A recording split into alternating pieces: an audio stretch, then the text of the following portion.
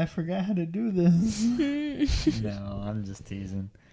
Hi, it's hey, it's me, Sampley Baranaga, with the Once Upon a Time in Huntsville podcast. If you've never listened before, then the last time I did a podcast was all the way back in March of this year, so it's been quite a minute. Who was that one with? That one was with you.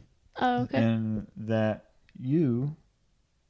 I'm speaking to is my lovely wife, Erin Ashley Baranaga. Yay! And the last time you were on, we talked about the new Batman movie that came out.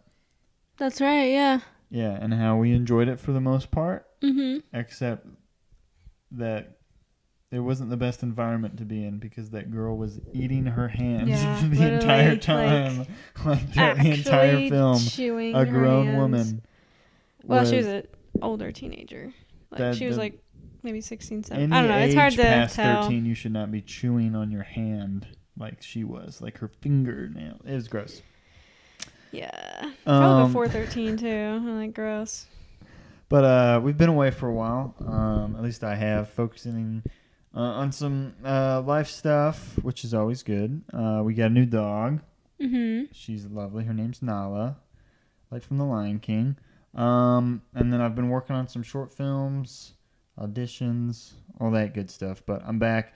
But and I'd like to post more frequently. Today's title, as you can see, Erin and I, we've recently finished Better Call Saul. The last season came out, and I thought it'd be really fun to talk about the show. But before really talking about the show, I thought it'd be a good idea to maybe do like a short podcast, like a 30-minute podcast, explaining why we recommend the show without any spoilers, because I feel like whenever I bring up Better Call Saul to someone, either they're like in love with the show, they're like almost finished with it, like they're finishing up the last season that just came out, or they say, oh, I stopped watching it after like 2 to 3 seasons in because it was too boring compared to Breaking Bad. And so I thought it'd be, if you're one of those people, I think you should listen to this and give it another shot. And I think if you also love the show, you'll get a kick out of us just talking about how much we love it.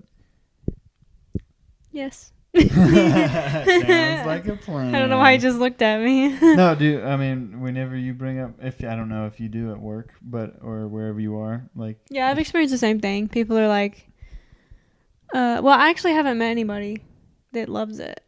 I've either met people who have never heard of it because they've never watched Breaking Bad, or they did start Better Call Saul because they watched Breaking Bad, and then they, like you said, like watched like to season 2 or something, and then were like, oh, this is not what I expected it to be. Yeah, and I think that is mainly because I feel like Breaking Bad, I think is like up there in terms of popularity wise, is up there like with Lord of the Rings, Harry Potter, Stranger Things, Game of Thrones. It's kind of gone from like people knowing about it to like kind of people still talk about it today and still watch it. Like The Office is up there. Like people still watch the show constantly. Like all of the actors are just like so well loved and liked, and I just feel like it's one of those things that kind of broke through that like glass ceiling and became something more than like a show. It's like forever ingrained in our pop culture. Mm-hmm. Like there's Breaking Bad references in like movies and TV, and that show went on to inspire so many like filmmakers and actors. Mm-hmm. And I feel like a reason why it broke through that glass ceiling, kind of like the same with like Stranger Things and maybe Game of Thrones. I've never seen Game of Thrones. I'm just basing this on an assumption on that part, but I have seen most of Stranger Things, is because Breaking Bad is a show that people who love like cinema and like love stories can like fully enjoy it. But then there's people that just kind of like want to watch like action play out and like want to watch something thrilling or cool, quote unquote, cool stuff happen. Yeah. So that's why I think like it appeals Breaking Bad, to like multiple audiences. Yeah, it appeals to like just a broad spectrum of people. Yeah. It has a really big fishing net, and captures a lot of eyeballs. Whereas I feel like a lot of people, why they maybe stop watching Better Call Saul halfway through, even before that, is because Better Call Saul is much more of a subtle character piece. Not that Breaking Bad wasn't ever subtle or character piece, but there's less action in terms of explosions and gunfights. There still is that in Better Call Saul. Mm-hmm. But it's more of action between characters that conflict, that have this love-hate conflict with one another. And personally, I don't know if you feel the same way, but personally, I prefer watching Better Call Saul. I'm not saying that's better than Breaking Bad, because I honestly think that they're both at the same level. Yeah. Of like greatness. Like they're both like, I think, the cream of the crop as far as like TV writing, production, cinematography, acting, costume design, makeup, everything. It's just like number one for me. Both of those shows are. But if someone, if Gus Fring put a gun to my head, I would choose Better Call Saul over Gus Fring. What? I don't know. What would you say? Just to that. If Gus Fring put a gun to my head, I wouldn't be able to think. I wouldn't be able to What speak. if Tuco put a gun to your head? I would be like, please just take me out now, because I would be so traumatized. I would not want to go on with life and have to process that mentally every single day. So I'd be like, just take me now. Yeah, Raymond Cruz is like phenomenal. I was actually reading the other day that like he didn't like playing Tuco because he said that he was such like a volatile character. Like he's just so terrible. He didn't like playing him. Yeah. But anyways, so Aaron and I both agree. We both really like both shows. Oh, which one do you like better? Just which show? I'm just curious. Yeah, you don't have to. Well, pick so. Oh, sorry, I need to put the mic to my face. Breaking Bad, I feel like it surprises me that it does appeal to so many audiences and that people watch it like constantly, like over and over again, because the shows that I watch over and over again are not that intense and violent. Like it's not one of those where I'm like, oh, let's watch a little episode of Breaking Bad before I go to sleep for the night. Like if Tuco was the last thing on that screen, like I'm not sleeping for a little bit. Yeah. And I don't know. I mean, he is scary, and like people don't want to maybe say that or like own up to that, but like there's a lot of intensity in the show and stuff that's like, does actually happen out there when you think about it. And so that's what scares me. I love the show, and I'm not like, I never had, issues. It's just like, it's not one of those shows that I could be like, let's watch this over and over, like The Office or Parks and Rec or like, Arrested Development, something like that, where it's like, oh, let's just put this on. No, you're very intense like in that show if you put that on. And Better Call Saul is one of those that's like, it's also very intense, but it's not as like, full of violence and gore and like crazy stuff on the screen all the time. And I do like the like how in depth it goes into the characters. So I would have to say Better Call Saul if I had to choose one. And just because sometimes for me too, like if I see so much of that like blood and gore and violence, like it can be distracting for me. And then I'm like, I don't know, still thinking about that, and then I'm not focused on like what's happening next and like with the characters and everything, because it can be distracting just for me personally. I know it's not that way for everybody, but I'm one of those that kind of does dwell on stuff like that. Like in Breaking Bad when like Gus, like, I'm sure I'm fine to say a spoiler, right? Of what? Breaking Bad. Try to okay, avoid. when a certain person, believe it or not, there's some people that haven't seen. Yeah, I know. Like your roommates that one time where you were like, I had booked Your Honor, and Yeah.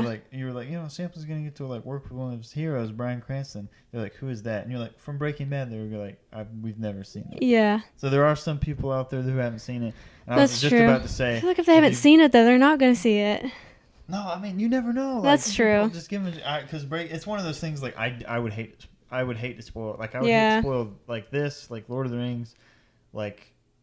I don't know, because those things are so special, and if you get it spoiled, you're kind of like, it's ruined for you. So yeah. So when somebody, when a certain person slits a certain person's throat, and then you literally have to like watch them that one slowly. I don't know. I don't even know what happens in your body at that point. Like he was just literally like choking to death, and that. Everyone's just sitting there. Like, I don't know. That's hard. Like, I couldn't think about anything else for a little bit because I was like, that was like props to them for making that look so realistic and like, intense and gory and like real. Just, bottom line. But I was like, man, that was crazy. Like, I couldn't think about anything else because of just like the visual aspect of it. Yeah, and if we want to dig deeper into like that specifically, like I would say that's a good thing that you struggle with that, because that means like you haven't melted down your brain to where you see something like that and you're unaffected. Yeah. And that's honestly that, I mean, this is like we could go an hour just talking about that and the psychology behind like TVs, movies, video games that children literally put in their head, and then they grow up. And that, like, an adult watching that now could be like, oh, that wasn't too violent. When in reality, it actually it's very violent. If you're actually there in the moment, like wow, like you would actually be traumatized. Yeah, like you really would. And I think I'm just thinking that I'm like, oh my gosh, like I'm thinking of it as if I'm really there. Mm-hmm. And Better Call Saul has a lot of moments like that too, especially in the last couple of seasons where you're just like, yeah. Your jaw is on the floor, just like, oh my goodness, I can't believe that just happened. Just like in that particular episode I know that you're talking about. But I would say if you've never seen Breaking Bad for whatever reason that you're weird, definitely see it. You should feel ashamed, and you should go watch it because it's on Netflix. It's been on Netflix forever. You need to watch it. And I was joking. You should. And as long as you don't have like if stuff like that really bothers you, like don't watch it. Yeah. Like if you really struggle with like violence, like watching violent stuff, like. There's already enough violence in the world, so like don't make yourself and it's not like it's bothered throughout the entire. Yeah, no, it's like it just pops up before you like. If you struggle with that, like read like a review, like on IMDb. Yeah, go episode to episode or something, because it's not there everything. It just kind of will pop up when you least expect it. Vince Gilligan is really great at like building up. And his many staff of writers, they're really great at like building up towards like a certain thing like that. Like, because if it happens all the time, then it kind of loses its like its spark, its fire. Mm-hmm. So they do a great job of doing that. But yeah, if you have issues with that, like definitely like feel free to filter through. But anyways, back to Better Call Saul. We watched it like 2 years ago, I think, for the first time. So we were caught on super late. Wait, Better Call Saul? I think so, right? No. What? When did we start it? We started it last year because we were already married. Oh, were we? Really? We caught on that? We watched it in our last apartment. That's when we started it. Oh, that's right. Oh, duh. Yeah. Oh, yeah. Duh. Yeah. So, because we were waiting super late. We were waiting to watch it because we wanted to be closer to when that last season came out, so we wouldn't be like waiting. We still finished it really fast. And I just never because we were really intent. I never watched it because I was like, I'm just gonna wait till it all comes out, and then it didn't come out. I thought because there was like a 2-year gap in between season 4 and season 5, and then the same thing because of COVID for season 6, I think, something crazy like that, where it was just a long time in between those seasons. So I was like, I'm gonna lose my mind. I have to watch this show. And I was like totally caught off guard how like outstanding. Yeah. It's like it's really cool though, because, and again we're keeping this spoiler free, but you get to watch an already amazing team of writers, directors, producers, actors, like do something amazing in Breaking Bad, and then like you see them grow as artists watching Better Call Saul. Because, like, they never once repeat themselves unless it's on purpose to, like, make a reference to or back to or Breaking Bad, like Better Call Saul, like you see them like trying to get better at what they're doing, even though they're immensely talented and already really, really good. And it's insane, like some of the things that they accomplish. Like for instance, like that last night, you and I we're rewatching it. I think me for the third time, then you for the second time. Well, at the point where we are now, it's the third time because I joined you like halfway right. through. You're watching it, rewatching it the second time. But last night we watched the episode called Something Stupid, which I think is season 4, episode 7, and it opens up with like this insanely just well done montage, and it shows I think 8 months go by, and they do it with a split screen where they show a character named Kim Wexler's day go by. I'm trying not to spoil too much. And then Jimmy McGill's day go by. And I'm not going to say what they're doing in each shot because I don't want to spoil anything. But, like, there's a lot of montages in Better Call Saul. Mm-hmm. And it's like every time they do one, they, like, top it. And you just get to the point where, like, how do you just keep doing this? And it's with their music choices and their editing. Mm-hmm. It's just a phenomenal show. But I think you... because we're already at 16 minutes. I don't want to go too long. My main recommendation of the show would be that it is the writing. Oh, man, it's hard not to just say everything again. I would say the show as a complete whole on every front is like masterpiece level. Mm-hmm. Like the work that people put into it behind and front of the camera, like put their heart and soul into this project. And then they put it out there, and then it's just a home run. It's just out of the park. Just every single scene, every single moment. And I feel like particularly Bob Odenkirk and Peter Gould, who created the role of Saul Goodman, like the writing and the acting just melt together into like, I think one of like the greatest characters of all time. Like including like Shakespeare, Chekhov, Tennessee Williams, anything up to like anything in film. Michael Corleone, Travis Bickle, like think of any like iconic great character, and I think like Saul Goodman is like up there, writing wise, acting wise. That's what my big push would be like to. Mm-hmm. That's what I tell people whenever they're like, I don't really want to watch it. Watch the show because like you're missing out on one of the greatest characters of all time. Yeah. Yeah, there's so much depth to him that I've never really seen in a character before. And it's awesome that it's a TV character because movies have time restrictions. Mm-hmm. And so, there's only so much depth they can go into, but for a TV show like that they really outdid themselves with this character, for sure. Mm. They used every minute of it. And you could say the same thing about Walter White. Yeah. Because his character is like, he's up there too. Mm-hmm. But I think I find Saul Goodman / Jimmy McGill so interesting is because, like, it's hard to say because you don't want to spoil anything, but he is a true underdog. Who just he's charming yet so devious, mm-hmm. yet so heroic at times, where I think Walter White was more, and not to say that I would say Walter White was ultimately selfish for money reasons, not to spoil anything, mm-hmm. for money reasons. It was always about the money and pride and mainly I think pride. Jimmy Gill's like whole mask is I want money, but mm-hmm. underneath is he wants success because he wants to prove it to certain characters throughout the show. Yeah. Whereas Walter White was, I'm doing this for my family. That was his mask. When in reality, underneath was I want money. He said underneath he was doing it for himself. That's what I mean. Like his like the mask he was wearing was, I'm doing this for my family. Mm-hmm. When in reality, underneath, he was money. And it's funny because Jimmy's the opposite, where he's like, his mask is, I want money, I want success and fame.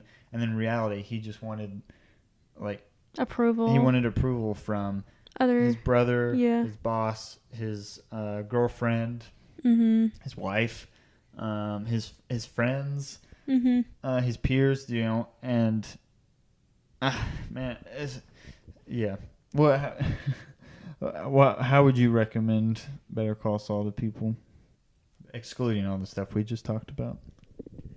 Well, you already kind of like summarized a lot of things. Not to try not to spoil anything because it's kind of hard to, but I think another reason the show works so well is Jimmy's counterpart, Kim Wexler. Yeah, I feel like they go into so much with her that she would almost be, I mean, she's like a co-lead, like, like both of them kind of together lead the show. And you don't really know, like, you don't really expect that at first, but, she's definitely a very important character because she's a very important person in Jimmy's life. So, she does a really good job. I'm trying not to spoil anything. Yeah, I know it's hard to when you're talking about her. Yeah, because I can't really go into why she's, I would say she gives, I think, one of my favorite performances in a TV show ever, too. Just because her character is so complex, is so well written, and then, but Ray Seahorn also, she, never phones it in. That's one of the things about all the actors in the show. They never phone it in. They're always, locked in on, and they just, Ray Seahorn just, she never, what's the word I'm looking for? She never tries to make you, the audience feel away. She just plays the character. She plays it straight. She plays what the character would do. She never tries to do anything more like a lot of actors do now. They overact. I don't think I've ever caught her or anyone else on the show overacting. She acts like a normal lawyer, the way she delivers all her lines. It's the way that a normal person would deliver their lines. It's normal things that people would say. And I mean, I would say the same thing about Jimmy/Saul, but he's just such a character, within his character that he's not like a normal person, I guess. That's why I think Bob Odenkirk gives such an amazing performance because he's playing someone who is not normal. Yeah. Who, honestly, I was thinking, sometimes I think if I wrote down what some of the things I say and I do throughout the day and made that into movie dialogue or TV dialogue, unless it was performed very well by another actor, people would be like, no one talks like that. Yeah. Because I do little things here and there, like voices and stuff like that throughout the day, you know what I mean? I'll just start singing out of nowhere. I don't know what that is in my brain, but you know what I mean? Yeah. Does that make sense? And I feel like that's something that, Jimmy McGill just kind of talk. He doesn't it's not just a straight line. It's kind of like a roller coaster with his dialogue wise, where he's going. And I just think Bob Odenkirk just does a great job of doing that. There's only a few actors that can do things like that and get away with it. Yeah, definitely. And I think my birthday buddy. He is your birthday buddy. That's right, October 22nd. Sampley was so jealous when he found out. Wow, why would I be jealous of that? You're like, I found out who shares your birthday. Because I don't think I've really had, besides I think Toby Mac was the only other person I've known that shares my birthday. And it was just super random, but Toby Mac. You saw him in concert. And my first concert, actually. And yeah, so Sampley came. I was while we were in the middle of watching the show, and he was like, I know who your birthday buddy is. And I was like, who? And you're like, Bob Odenkirk. And I was just like, thought it was hilarious the way that you said it, because it sounded like you were like, I was not, though. I thought that was you cool. wanted it to be your birthday buddy. Why does you that matter? You love Bob Odenkirk. I don't know the man. You respect him. No, I'm just joking. I do respect him. I did read his book too. He's sounds like a really good guy. Bang. Comedy. I was thinking of Comedy Bang Bang. That's a podcast. They're an old TV show. Comedy drama. He's pretty good. He has a very interesting life. That's why I think he fits Jimmy McGill. So he went from a writer on SNL to write her on like the show, won an Emmy, and then like tried to direct movies, went broke, was like millions of dollars in debt. Oh, really? Did any role that he could, and then Vince Gilligan offered him Saul Goodman, and he did it because he needed money. Wow. Like, little did he know, and he was only supposed to be in a couple episodes. It's crazy how sometimes that works. That's crazy. But no, my birthday buddy is Willem Dafoe, who's an outstanding actor. Selena Gomez, who has that one song on Disney Channel with the lightsaber that I always thought was so trippy. I don't remember it. We looked it up. I love you like a love That's song, what it was? baby. I thought. And Are you sure? She like hits a pinata with a lightsaber. We should go watch that again. Maybe. Wait, I thought it was a different one. I thought it was a different because we looked it up and it wasn't in there. I don't know. Though. Doesn't matter. Oh, and then Alex Trebek, rest in peace. There's also like birthday buddy. Like 4 or 5 people that like I just either know or know of in my life that share your birthday. It's a popular birthday. Wait, who? Like I could go to my Facebook right now. Like there's so many people. I don't want to name people. Anyways. I don't. That's weird. I don't want to like. Yeah. I'd be like, this is their birthday. This is their birthday, and which might be like their passwords. Yeah. Here's their name and their birthdays. Which like people could probably look up these celebrities' birthdays and know ours, but I mean. Yeah, I guess that's true. I mean, but whatever. But anyways, birthday buddy. We're not celebrities. When did you say birthday buddy? No, we're talking about Better Call Saul. Oh. Let's go back to that. True. Well, I just always told you that if I ever met Bob Odenkirk, I would say, "Hey, birthday buddy." Hey, and I'd say it just like that. 1 degree away. 1 degree away from him. So because I worked with Bryan Cranston. Oh, I thought you were talking about college degrees, and I was like, "What?" The 7 degrees of Kevin Bacon. Oh. I bet I'm only 1 degree away from Kevin Bacon with Bryan Cranston or somebody. I don't know. Anyways. I'm not jealous of you being his birthday buddy. I met the danger. All right? Huh? Bryan Cranston. Oh. I am the danger. Remember? No, you're the danger. I do that every night before bed. Yeah. I could have met him, but that's our bedtime routine. I think we've in bed, and I stand in front of the bed, and I do a little shimmy. I go, I do that whole monologue. I'm like, I can't do it. I can't remember something about. You know what I'm talking about? Yes, I know what you're talking about. You look like you're confused. Yeah, I am confused because you're lying. I know it was a joke. I was just wanting people to imagine me doing that before bed. True. They know I wouldn't let you. But yeah, Better Call Saul. If you've never seen it before, you're doing yourself a disservice. It's on Netflix. Only the first 5 seasons are on it. And then the 6th season just dropped. I think you can only watch it on AMC Plus, but it's supposed to be on Netflix later in the year. I personally, it's my new favorite show of all time because of it's just so well written and executed, and it's. I couldn't stop watching. I mean, like when we first started it about a year ago, I was like, just completely enthralled. There's no other show like it, even Breaking Bad. It's very unique in its own way, and it captures you in. Like.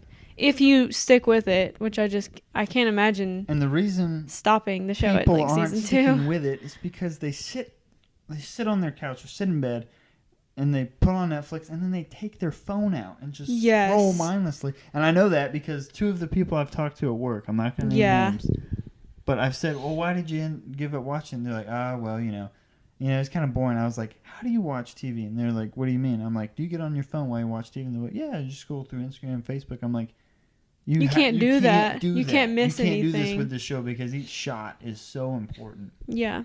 You cannot miss anything. Yeah, there's so many people that watch TV and movies like that now. It's just exhausting. Mm-hmm. It's like, why? And then they look up when there's action going on, but then they're like, wait, what's going on? It's like the dialogue is very important. And like you said, it's a lot of people with like, they are kind of addicted to action. They're addicted to like, video games maybe, and everything has to be just like super crazy on screen for them all the time to like look at it and look away from another screen. And like it's like actually like dialogue is very, very important in life in general, and it's a good skill to have. And like, following dialogue on TV probably could help you like be a better conversationalist and like You know what I mean? No, like, yeah, it's I was about probably to say weird, not to be but the old man, get off my porch, kid. Like, not to be like that guy, but like a lot of people our age don't know how to hold conversations very well, and I know that because I am around a lot of people my age or younger than me, and they just cannot hold conversations very well because they're on their phone constantly. And people are probably listening to this on their phone, which I hope you are, whether you're at the gym or in the car or whatever. Like, I feel like, I don't know, it is frustrating when like you're watching a movie with someone or a TV show with someone and they're just like, they whip out their phone instantly. Yeah. Woody's probably listening to this right now and knowing that did I tell you that we were watching? He had never seen any of the Batman movies. We watched all of them. And when he first pulled out, when we first started watching Batman Begins, he pulled out his phone. I said, "You better put that away." Yeah. I think he talked about it on our podcast. Probably. That I did with him. I'd love to have him on again. He's a great guy. I feel like I mention Woody in every podcast I do. I'm just like, he's such a great guy. Yeah, Better Call Saul. You're missing out if you haven't seen it. Watch it. Put your phone down. Actually pay attention. I would say if you've never seen Breaking Bad before, go watch that because you'll pick up on a little bit more references and kind of understand where Saul Goodman's coming from first. Breaking Bad's pretty long, so definitely buckle up. Yeah, buckle up because it's 5 seasons, and then Better Call Saul is 6 seasons now. And like I said before, next episode we're gonna do, Erin and I are kind of gonna be talking about our favorite episodes, and then we're also gonna be talking a lot about how the show ended, which in my opinion is, I think, my favorite series finale of all time. I think I've seen it 3 times now. I know you and I watched it twice, and then I think on one of my off days I watched it again. Really? Yeah, I was just like so enamored. Yeah. With like how it ended, and just because on that with the show itself, like even going back now on a third watch, I'm picking up on so many things I didn't the first time or the second time even. Yeah, that definitely happens with shows. But yeah, we're past 30 minutes. Was there anything else you wanted to add? I think we did pretty good avoiding spoilers. Yeah. I'll go full out next episode. Yeah, I'm gonna spoil everything, like out the gate, like within 30 seconds. I'm gonna say that Saul Goodman dies. What? Well, no, I'm just joking. Or does he? I might cut that because then people will know that he won't die. Or does he? I don't know. Does he? I don't know. Does he? Bob Odenkirk almost died in real life shooting. That's true. Yeah, they almost canned the entire show if he had died. Yeah. Fun fact. Not so fun for him. Erin's birthday, buddy. All right, but I'm going to try to do a podcast every week again like I was a couple months ago. I was like on fire on the year. I was like, bam, every week. And then life happens. We moved. We got a puppy. We both got new jobs. We got new jobs. I'm shooting a lot of shorts and stuff, pitching them. Shout out to Jacob Laughlin for booking the new Joker movie coming out. That's really exciting. I was so stoked to hear that from him. Super exciting. Anyone you want to give a shout out to? We should give a shout out to somebody every episode. What do you mean? Like what does shout out mean? I don't know, just be like, hey, good job. Oh, good job on something. I don't know. Does like acting or movie related or? Yeah, I would do that. I don't know. Shout out to Nala. You're awesome. We love you. Idea. Little peanut brain. You're asleep right now in your crate.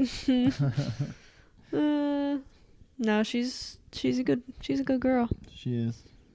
She tries really hard. Sometimes she struggles, but she tries. She's such a good girl. I'm really surprised a lot of people don't know what the word Nala is from. Yeah, it's from The Lion King. Someone yesterday when I let her meet they were really big Bernese Mountain Dog, 120 pounds.